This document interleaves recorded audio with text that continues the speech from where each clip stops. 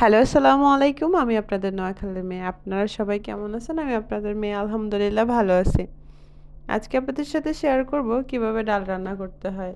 Basically সবাই আমাদেরকে বলে মাছে ভাতে বাঙালি। কিন্তু আমরা যারা ব্যাচেলর থাকি বা হচ্ছে সিঙ্গেল থাকি, ফ্যামিলির থেকে আলাদা থাকি, তাদের হচ্ছে ডাল ভাতে বাঙালি বলতে হয়।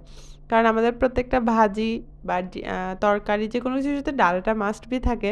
কারণ ডাল থাকলে হয় কি আমরা একটা ডাল দিয়ে ডিম ভাজি করে খেয়ে ফেলতে পারি বা ডাল দিয়ে একটু ভাজি দিয়ে খেয়ে ফেলতে পারি। ডালটা আমাদের মাস্ট বি লাগে। ওইজন্য আপনাদের সাথে আজকে আমি ডাল রান্নাটা শেয়ার করব। ডালটাকে পরিষ্কার করে ভালোভাবে ধুয়ে নিতে হবে। ডালে যেন কোনো ময়লা না থাকে। এটা আপনাকে ভালোভাবে ক্লিন যদি না করেন তাহলে ময়লা যদি থেকে যায় সেটা রান্নার সময় কিন্তু আপনার মুখে পড়বে বা খেতে আপনার কাছে খারাপ লাগবে। তার জন্য ফার্স্টে আপনাকে ডালটাকে ভালোভাবে ধুয়ে নিতে হবে।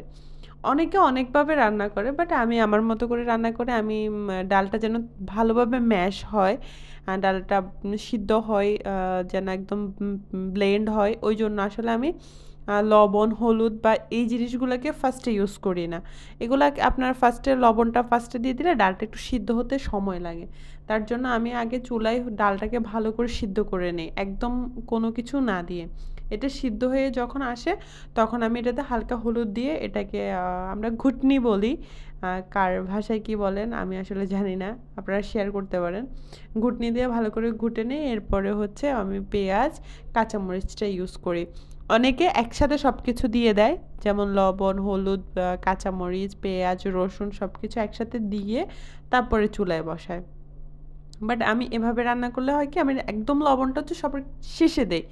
সবার শেষে দিলে আমার ডালটা একদম ভালোভাবে সিদ্ধ হয় আর এর টেস্টটাও অনেক ভালো লাগে আর মজা লাগে। আপনারা এভাবে একবার রান্না করে ট্রাই করতে পারেন। আমার টমেটোগুলো হচ্ছে ফ্রিজে ফ্রোজেন থাকে, দ্যাটস ওয়াই আমি একদম এগুলোকে কুচি কুচি করে ফেলি। তারপরে হচ্ছে ডালে ইউজ করি, এতে ডালের স্বাদটা আরেকটু বাড়ে।